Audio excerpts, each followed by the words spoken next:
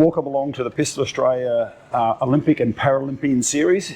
Jim Nomarhas, your career and your life in pistol shooting. Yes. You competed in 1996, 2000 and 2004. Yes, correct. How did you get into pistol shooting? Well, I had to do something.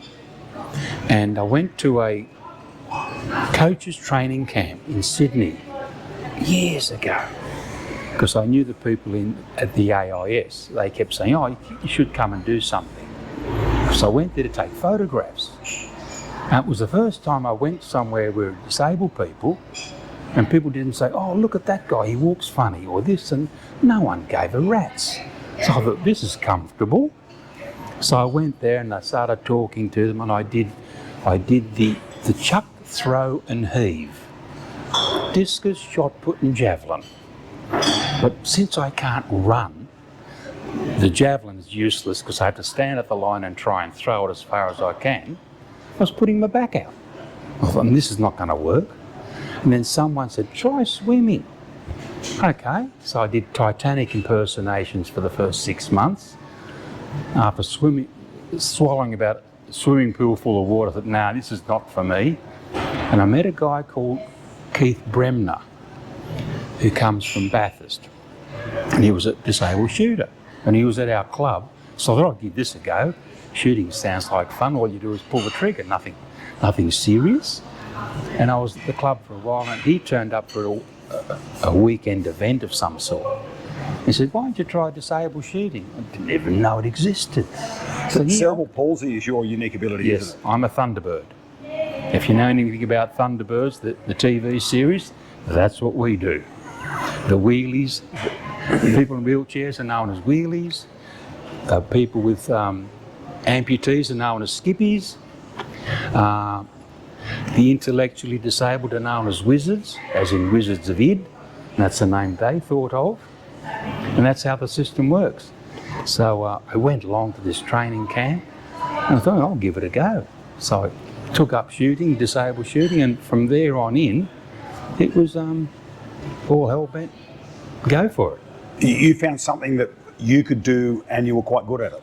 Well, not good at it. I mean, everyone, especially in shooting, everyone starts at the bottom of the run.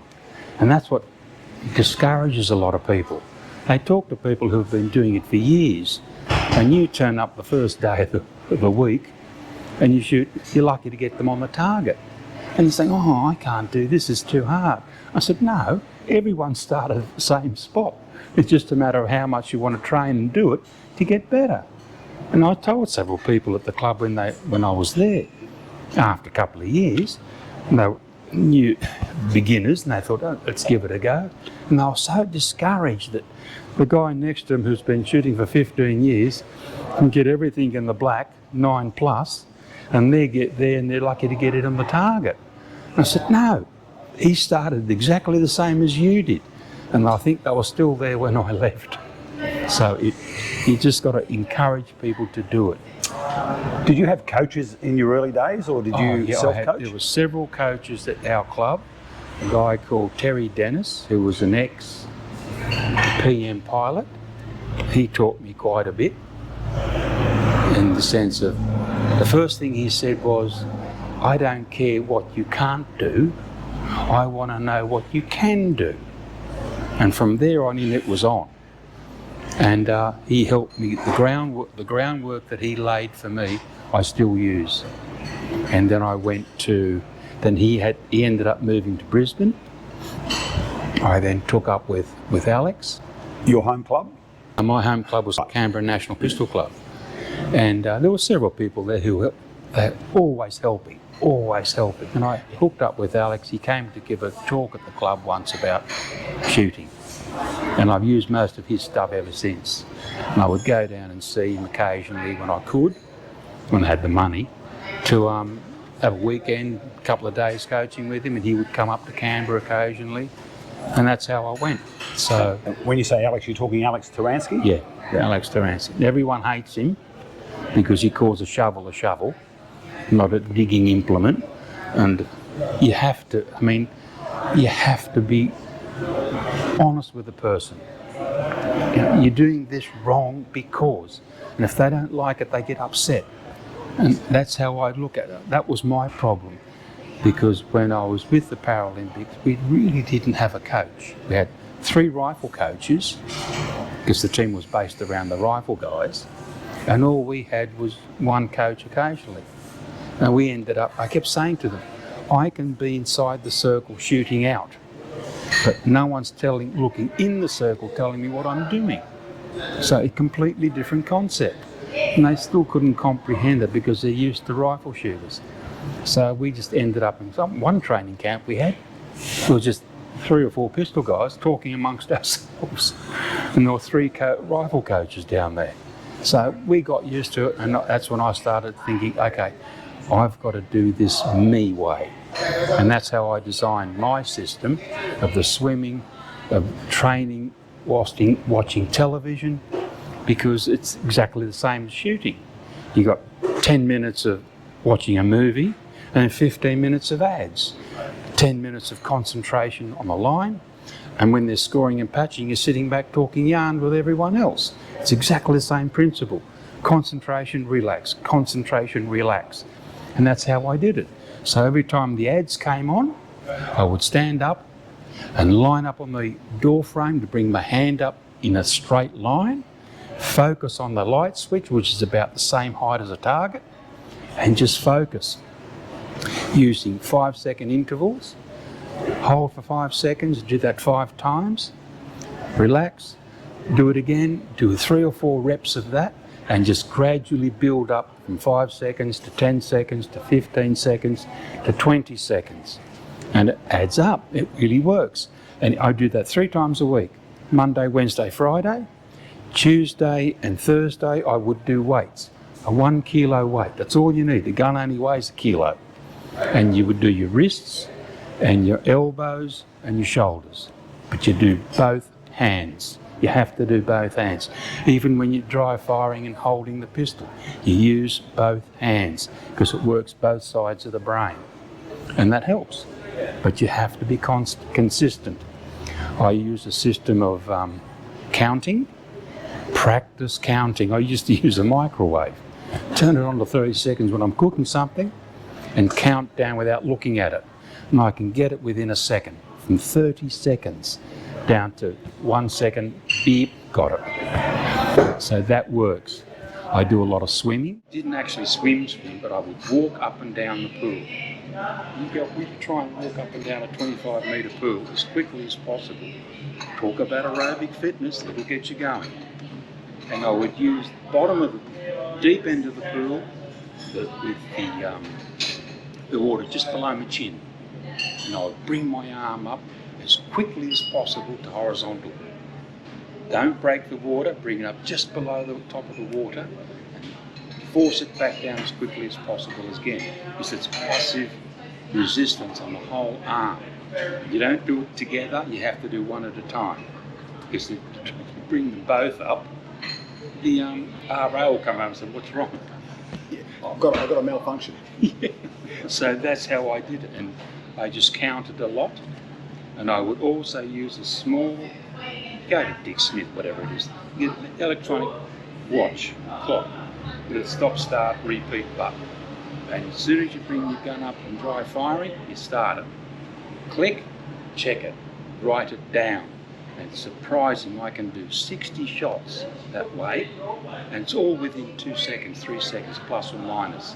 So you know that it takes 1 minute 30 for argument's sake to hop from start to finish.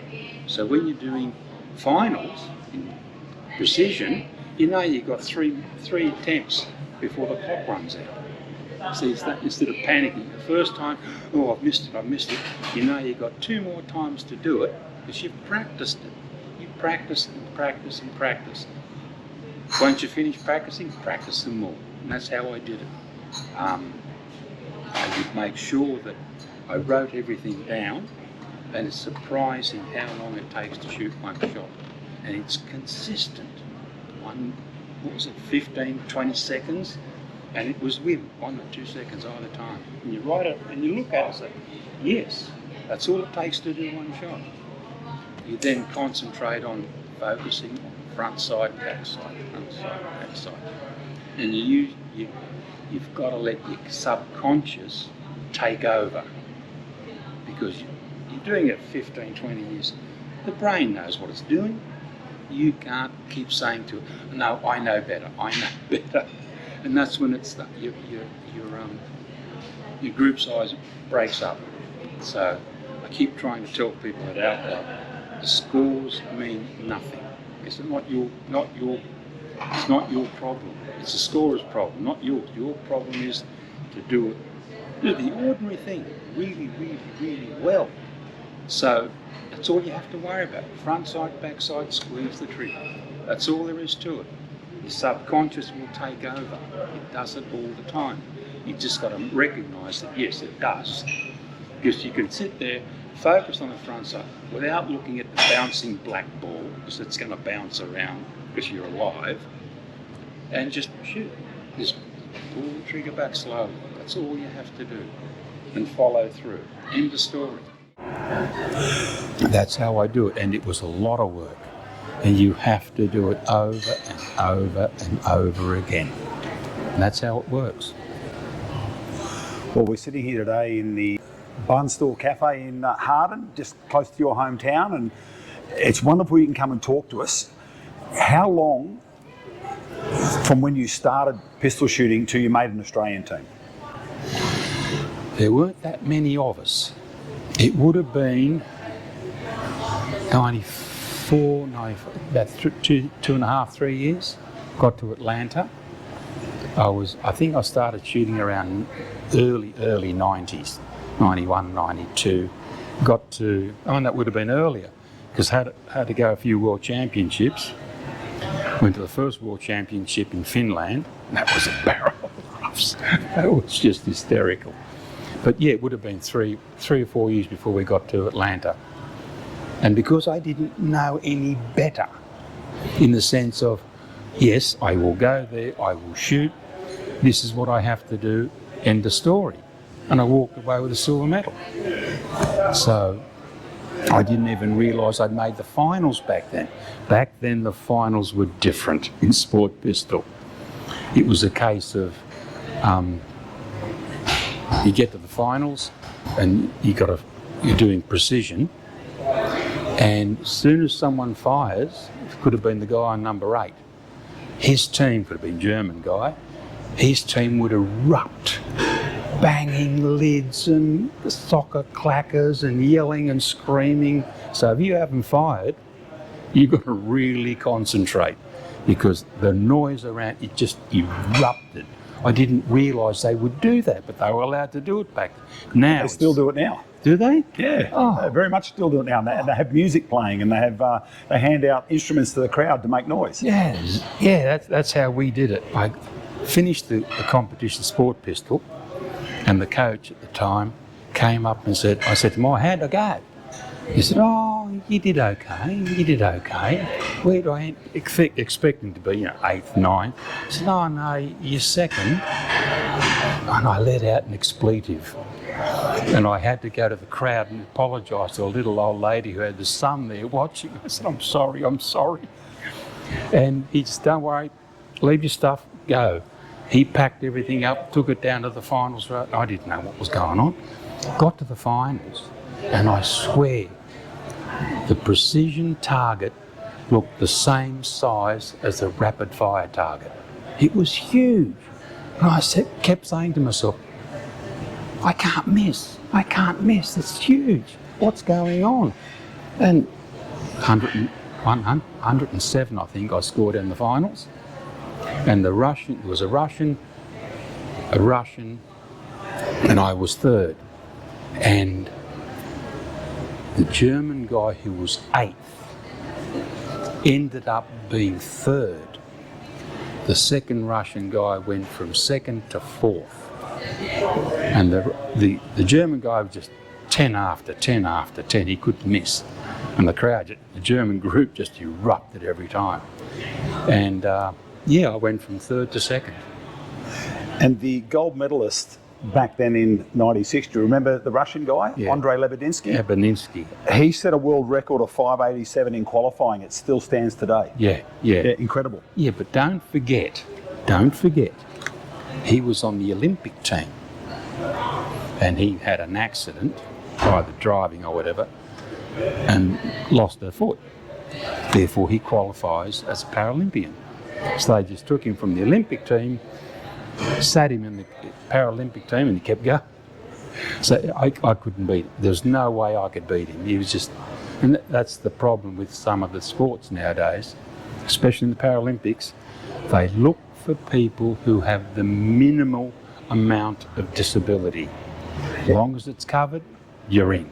It's a very broad, SH1 is very broad. It's upper limb or lower limb impairment. So it's a very broad That's right. category. Because there are so many people. I mean, look at Michael Milton, the skier. He was world champ skier for years and years and years. Then they took the leg amputees and put them in with the arm amputees.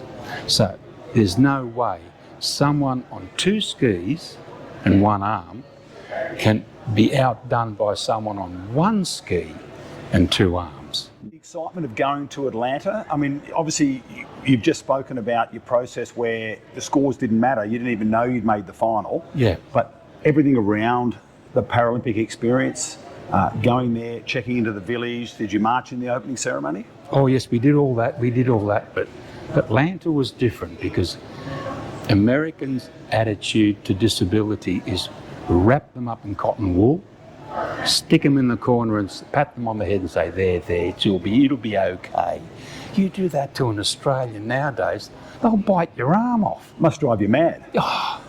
They could not comprehend it. We were sitting in the lounge room at our accommodation and Keith said at the time, "Oh, Jim, can you go and get me a can of Coke?" And naturally I would say to him, like every other Australian, "What's your last slave die of?"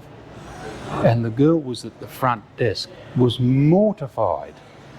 She came over and said, "You can't say that, he's disabled." And we all looked at her and said, "Care? What?" They just don't get it, But that's what it was like. Yet on the other hand, they had the army transporting us in buses from the village to the shooting range. Army drivers. Well, we've got to go this way, that way, get there as quickly as possible. Guys were going this way, guys were going, until they told them to slow down. But that's how it was. It was all fun. But the thing was, the first time you put on the Aussie uniform, it's just an incredible feeling. And you are representing your country, you better not stuff up. You have to remember that you represent your country. You have to be on your best behaviour. And that's how it was. It was just an honour to wear the uniform. It really was. Because to get there, you have to work for it. You don't pay to get there, you have to work for it. And that's what it was. Nearly cost my life. It nearly cost my marriage. But I had to do it. There's a single focus required to be that good at the top and to win a medal. Yep. You have everything has to come second. Yes. Yep. And the sacrifice was horrendous, but we managed. We managed to continue doing it because after Atlanta, you backed up and competed at home Paralympics in Sydney. Yes, that was just an eye-opener. Compared to what Atlanta was like and compared to what Athens was like, it really was the world's best games. It was the attitude of the people. How much funding was around in the 90s and early 2000s for travel, or were you self-funded? Self-funded. I got some money when I won the medal, in the sense of it didn't cost as much for the next trip, but we never got any money. I mean, I was really pissed off that the Olympic team, they would get heaps of money if they got a medal. We got nothing. I mean, Sydney, for example, in Sydney, the funding for the Olympic team in Sydney was 45 million. The Paralympic team was 4.5 million, 4.8 million. That's the difference. and we didn't get any money for winning medals. So that's how the system worked. You grin and bear You it. shouldn't really, the powers to be shouldn't discriminate because you're all just athletes. Yes. You're all athletes. But you can't, like I keep saying, you can't sponsor someone in a wheelchair. And that was one of the problems. We cannot get funding. So we just have to grin and bear it.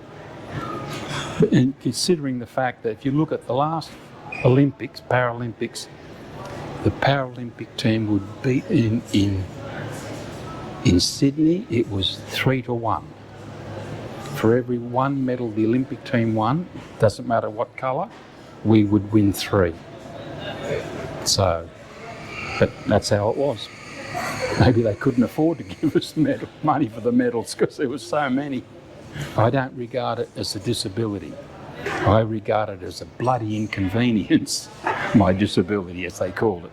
That's what I keep telling people. You're not disabled, you have a bloody inconvenience. Yeah. End of story. Yeah. So, or what I said before, a unique ability. yeah, Yeah. that's it. Yeah. And you just have to work around it. There's no other way to do it. What are you going to do? You can't wake up in the morning and grow another leg. So you're stuck with what you got and you work with it. They did a survey of disabled people when I was at AIS, and they asked them, what would you do if you were had all your limbs, or you were a normal person? Thinking that they would say something, oh, I don't know, I could have been a fireman, or I could have done this, or I could have been a cleaner. No different, as opposed to leg or no leg. It's just, that's how it was, that's it, that's what they've got. They work with it, they live with it. Competing in front of your family and friends in Sydney, was that something very, very special for you? It was, but it was nerve-wracking. It was nerve-wracking. Highlights across your career, the silver medal must rate right up there. The silver medal, I didn't even realise I got to in the final. I still remember it because I can't remember the match in the finals. I can remember 3 or 4 shots, but that was it. Out of the 20 shots that we do for the finals or whatever, 10 shots for the finals, I can only remember 3 or 4. I can't even remember the match itself. I can remember sitting there, I can remember doing a few of the shots, thinking, oh, that's not bad, that's pretty good. But out of the whole match, I could probably remember about 15 minutes. Finals, I could probably remember 5 minutes total out of the finals. I was just zoned in so much, I couldn't remember the moment. You just zoned in the zone, like athletes talk about being in the zone, yeah. and that was a moment where the world stops, time stops, That's everything it. stops. Like I said, the precision target looked to be the same size as the rapid fire target, the black. I said, I can't miss, I cannot miss, there's no way I can miss. And I'll just focus on the front of that and go for it. And 107, I think I scored out of the total of the finals. I can't remember it. The people have got showed me photographs. I can't remember it. No idea. Just completely zoned out. And that's what you got to do, I suppose. And you were still very successful in Sydney and Athens. You missed the finals by 1 or 2 points in a couple of competitions. So you were there and thereabouts, and maybe the competition around you also got better. Yeah. Are there people in your competitive career that that really influenced you and helped you and were big influences on your results? Just the coaches. My coach and Terry Dennis, who started me out, and some of the team members helped a lot.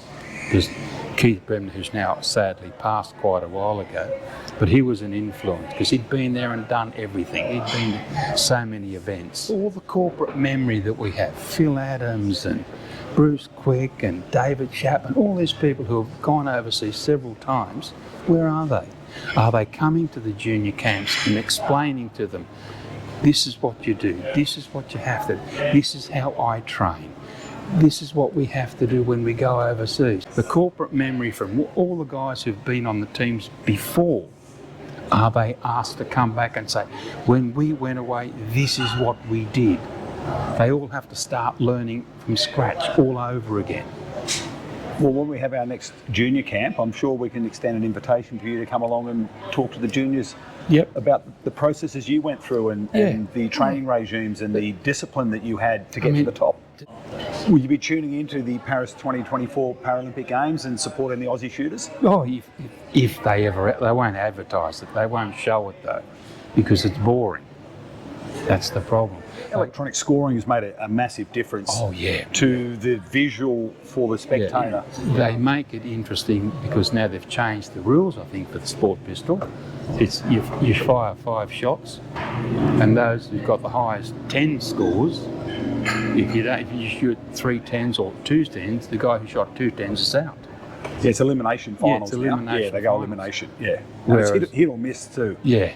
So. Whereas when we did it, you could lose the gold medal by 0.01.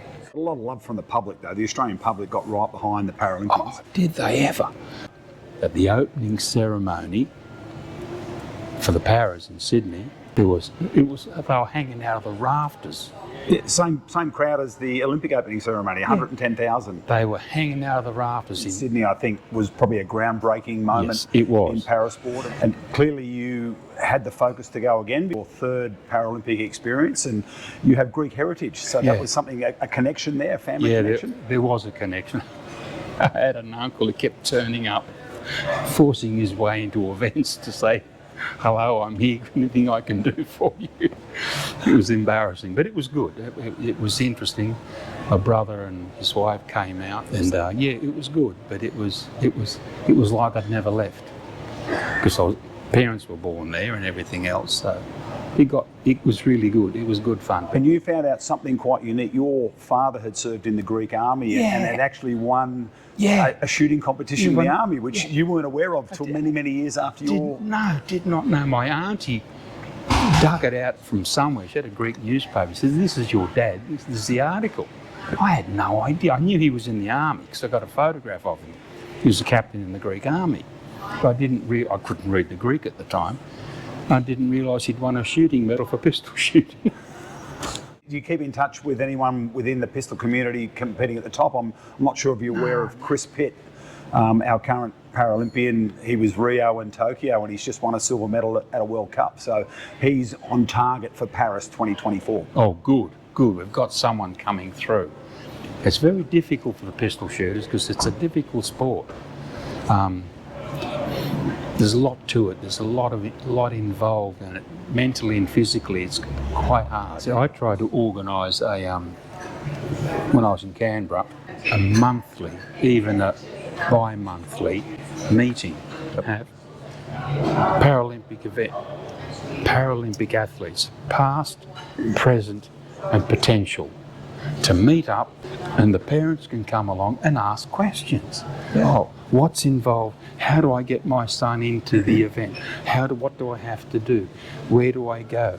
And we could have 1 or 2 coaches there, or classifiers more than say, "Okay, your son has got this disability. Talk to that gentleman over there. He'll tell you what you have to do to get classified." That's the first step.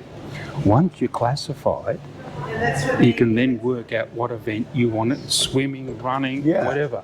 But there's none of that. I try to get it done. Pistol Australia have just been through a process with some very highly credentialed people outside the sport, have come in and looked at the whole coaching, this is ISSF side of it, looked at the whole development coaching, pathways, everything, and they've recommended a whole raft of changes.